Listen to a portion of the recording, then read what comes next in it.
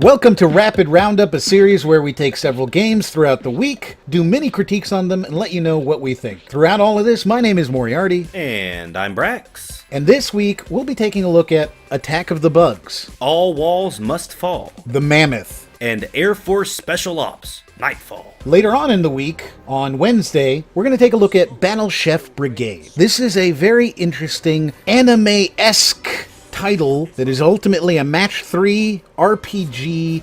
It's incredibly difficult to explain, and doing it just doesn't do it any justice. I guarantee you this is a game that's worth taking a look at. And on Friday, we are taking a look at Doom VFR. If you guys are familiar with Moriarty, you know that he is a huge fan of the Doom franchise, and everyone has been looking forward to this VR title for quite a while. But I want to tell you guys right now, you are going to be very, very surprised by what he has to say about this game. But for now, let's round them up. Attack of the Bugs is a wave-based shooter. Surprise, surprise. With an interesting pickup system where you are in a hole in the ground and bugs are coming to kill you, hence the name Attack of the Bugs. You have a grappling hook that will pull boxes to you, which include little pickups like sentient army men, which will go out and assault the bugs. You've also got nail guns and things like that to help you kill the bugs at a distance. Nail guns to kill bugs with. Bug spray would be a better option, but sure, why not nail guns? There is bug spray. There's a lot of little interesting pickups. This is a game that clearly thinks of itself as a humor title. Well, good. I can appreciate it if that's the case, because Attack of the Bugs, a bug war, doesn't seem like something that should be serious.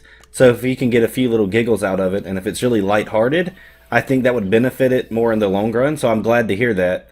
This is the second game we've seen recently that it's about killing bugs. This is good. I hate bugs, so I'm glad that VR is taking the steps toward exterminating all of the bugs. All the bugs are dying. This is very much designed to appeal to the B-movie aesthetic. So there is an evil bug queen who is attacking your hole in the ground, and you're going to defend that hole with your life. Sounds like A Bug's Life, too. That was a great movie when I was a child. There's a crafting system. There's a lot of different things in there. This is a fairly inexpensive title at only $8. I'm not sure that if you're not into the wave-based shooter, that you're going to get a whole lot out of it, but I can see that this will almost certainly show up on PSVR, things like that, where you can sit and you can actually engage in that kind of an experience without having to move around a whole lot. So I can see this moving forward on a lot of different platforms, and for $8 I think it's an alright buy. It's not going to be for somebody who's decided that they don't like wave-based shooters. You're not going to suddenly think, oh, I love them because of this title, but it's a well-done version. Yeah, it looks just good enough for me to try it out at $8. I would probably give $8 just to see what it's like, but I wouldn't be super excited about it, though. But, I mean, if you want to, I would say check it out, because I will do that. All Walls Must Fall takes place in the 2080s, and it occurs as if the Cold War never ended. I thought that was very interesting, but I will admit that was the most interesting part to me because the rest of the game fell a little bit flat. I was surprised to find that out because I looked at what other people thought about it after I had played it, because I thought, do people like this? And apparently they do, but it just wasn't for me. The way the gameplay works is a neat concept. It deals with time, and like you click to go places and you'll walk somewhere, and then you can click to shoot your enemy. And after all of that is over, that whole sequence, you choose, do I want to keep this or do I want to rewind time? And that's cool, that's neat. But for some reason, I personally just didn't have enough fun playing it, and I don't know why. Okay. I don't know why I don't like it, but I just don't. I think perhaps it's because it just feels slow to me. Like, everything happens, but the fact that you can change that it happened, and it's all about making decisions. Like, every action that you take in this game, you have to confirm that action. If I want to take cover, I have to click take cover and then confirm the action by hitting a key on the keyboard and then go do it. I think the concept of it's neat, but it's not fast enough. I wish it was a little quicker and a little faster paced, but I do think that the story of this is like a future noir, Cold War, very weird but very cool storyline they have going on, and the art style is passable. It's just the gameplay's too slow. I can't invest in it. I can feel that. I'm a big fan of isometric action tactics type games. It is tactical. Very tactical, I'll admit that, yes. I've played Fallout, I've played... Geez, actually, I can't remember any others that I've played in a while, but there's a lot of isometric games. I've always enjoyed them a lot. I like the turn-based tactical gameplay type stuff. I think that's very neat. I like that you said it's kind of noir-like, because the name of this game is All Walls Must Fall, a tech noir tactics game, which I feel really embodies what this game is. It's tech, it's noir, and it's tactics. XCOM, that's the other one I was thinking of. I think that the story of this game, when I read about the story of this, it intrigues me enough that if the game isn't terribly long, I would put up with just about anything to enjoy that story, because the story sounds really, really neat. How much is the game? It's $14.99, and again, in my opinion, it's not worth that much money, but I have seen and heard from lots of people that enjoy the story, and they say the story is one of the strongest parts of it. I won't recommend it for $14.99. I think this is more like a $9.99 title, but for fans of the genre who really enjoy this stuff, look into it, and then you can decide for yourself if you want to pay that $14.99. If you're on the fence, I'm sure it's going to come down 50% at some point when we get up into these sales over the next couple of months. The Mammoth is a free-to-play story type of game about being a mammoth. Okay, then. I feel like that's inherent in the name, that it is a mammoth, and that is what the game is about. All right, so it's about being a mammoth. Is this like Life of Black Tiger?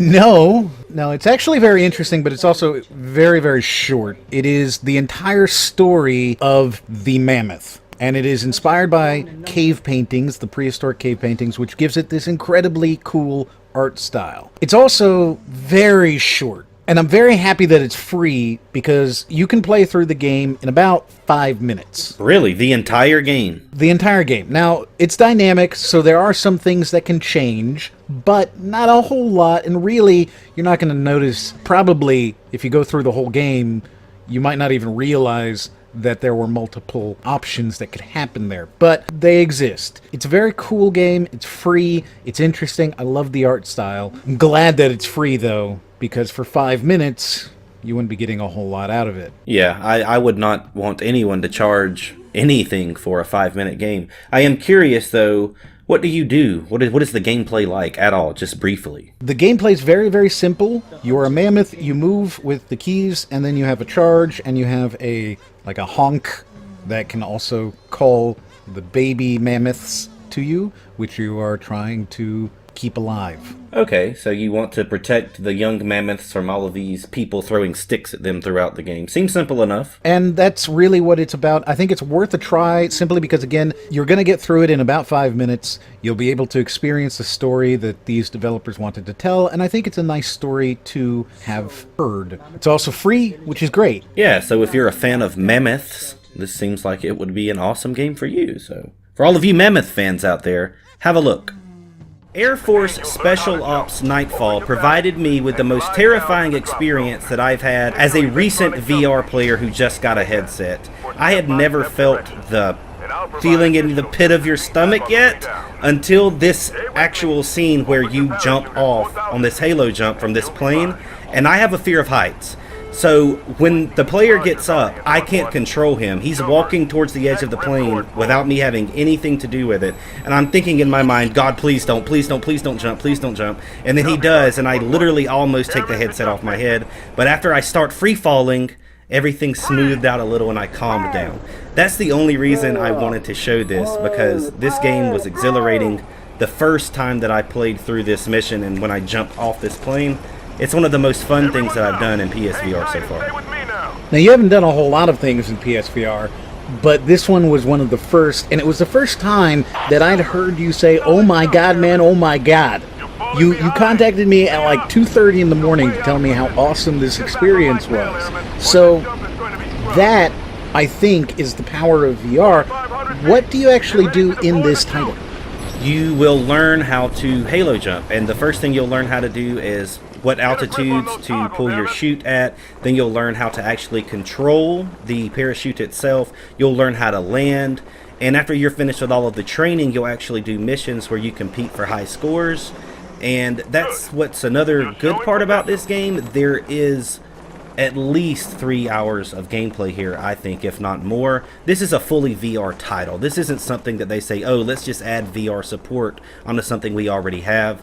This is a full game. So I think it's worth downloading because it's free. It's free? Yes, it's actually free, and I had a lot of fun. It's one of the most fun games that I played that is free so far. Like you said, I haven't played many, but the majority of games that I have played have been free because I'm still getting my feet wet with VR. As far as free games go on the PlayStation, I like this one. Now, before I continue, I will say this. The controls are a huge concern in this game. When you are actually trying to control your character during free falling, you use the DualShock 4's motion sensing technology where you lean the controller forward to go faster and you lean it backwards to slow down. That doesn't always work very well, and it's really frustrating trying to hit these targets when you're free falling. It's okay when you're flying, that works fine, but during free fall mode it's really hard to control your character, and I found that to be very frustrating. Well, for me, I've always wanted to do a Halo jump. It's one of the things on my bucket list. I want to do that. That's something that I want to experience. I want to jump from 10,000 feet, and I want to be able to fall for several seconds. I think that sounds incredibly cool. And as a free title, this is something I would pick up immediately as soon as I saw it. I would be far too terrified to ever Halo jump in real life. But if you are like me and you want to try to experience in a virtual reality, then this is the game for you. That was your first VR title. You just got VR. Tell me all about it. We had discussed before how when you watch a video of VR and you see the footage of the game that's been captured, how it doesn't fit with what you see in the headset. And I took your word for it. I totally believed you. But after truly experiencing it, I know exactly what you mean. It is so immersive. And one thing that I've noticed so far that surprised me the most about VR, it's the stuff that is immediately close to you. Like if you're in a cockpit of a spaceship or a car, the amount of detail in the gloves that you have on your hands, or the sticks that shift gears, or the sticks that control your weapons, or all of these switches and buttons that are near you, you really want to reach out when you've never played VR before. You want to try to touch stuff. And it's crazy to me how real it looks. And at the same time, I'm becoming a little more disappointed about how that doesn't look as real with things that are far off in the distance. And that isn't the case with every game. Like Eve Valkyrie is a great example of a game that is just absolutely beautiful in VR. Even far away, up close, you look around, everything looks really pretty. And that one has stuck out to me so far as the one that really just seems beautiful all around. But I've been playing some other stuff. When you're sitting in Eve and you're in that tunnel. Oh my God, yes. And the lights come on, and then you zoom out through the tunnel. In VR, that is such an incredibly cool moment. The lighting is so amazing. But when you're watching it on the screen, it's just like, oh, this is a whatever kind of thing that's happening. But in VR, man, it's cool. One of the things that one of our friends who just also got the PSVR during the Black Friday sale, hello, Bolt. Hello, Bolty. He had said something about the videos as well, where he said, now I understand where I'm watching a video on Crymore and Moriarty's going around picking stuff up. Yeah, you want to. You go and you pick stuff up and you drop it just because, you're there. And it looks real. The stuff on the ground looks real. It's like, and you ask yourself, can I pick this up? Like, you really want to because it looks so awesome. Yes. So that, I feel, is something that doesn't come through the screen so well, is these moments and these experiences that you can have that you can't really talk about. Nobody wants to hear about me spending 30 minutes in a game just throwing stuff in the air to see if it'll stick. Like, that's not an exciting thing. But when you're in VR, it absolutely is. So you've just picked up VR. You're experiencing that moment now. What can you tell somebody who doesn't have VR yet, that watches these videos and goes, I don't understand it, it doesn't connect to me? I would tell them that the footage that you see is not representative of the experience that putting a VR headset on is. Because it isn't like just playing a video game. you will really forget where you are when you put the headset on. When you take the headset off again, I even felt a little dizzy the first couple of times. Have you ever had sea legs, that where you get off the boat and your legs are kind of like, whoa? Yes, I don't have sea legs. That's why I get ill all the time. I've never been good at that, but I know exactly what you mean. Yeah, when I took the headset off and I stood up from where I was standing or where I was sitting, I immediately felt like, whoa, hold on, let me get my bearings together before I try to actually go walk around and act like life is normal again. That's how real and how immersive putting on the headset feels. You are literally going to see things around you that you will want to reach out and touch. And that's a very simple way to describe it. But it's a very powerful thing if you actually haven't experienced it yet. So for any of you out there that watch the VR vids and you are thinking, maybe I should get a VR headset, I would say absolutely do it. It's a worthwhile purchase. It's an investment that you're going to get lots of fun and time out of. And I remember you told me the first time that you put on the Vive, you knew immediately, I'm going to buy one. And you bought one the very same day. I didn't intend on it. I really didn't. I was like, oh, I'll try this thing out. I was in a mall and they had a Microsoft store and I saw the thing there and I was like, oh, hey, can I try that out? And they were like, yeah, man, you can try it out. And they stuck it on me and I was in there for, I don't know, 10 minutes. And I tried like the blue and I tried the pirate simulator thing. And after that, I said, I can see way more than these crappy games that you showed me. I can tell there's more out there. I want this. And I put down my deposit. That same day, I pre-ordered it, and I went and I drove my ass to this mall that's an hour away, because, I mean, how many Microsoft stores are there, really? And I drove all the way out there when it came out. I took off the day of work, and I drove out, and I picked up my Vive. And the very first thing I did was I sent a picture of it to my friend, and I was like, ha-ha! So, like, that was the experience. That was how powerful it was just by trying it for 15 minutes. It's truly not what you think if you're watching these videos. My experience was the exact same, except in reverse. I paid for it, had it shipped to me, and then within 30 seconds of putting it on and starting my first ever VR game, I literally said out loud, why the hell have I not already had one of these? And that was my reaction to it. I did not feel bad about spending the money on one. I think it's money very well spent. And considering the fact that this is still new technology, I'm just so excited to see how awesome it can be because it's already so amazing.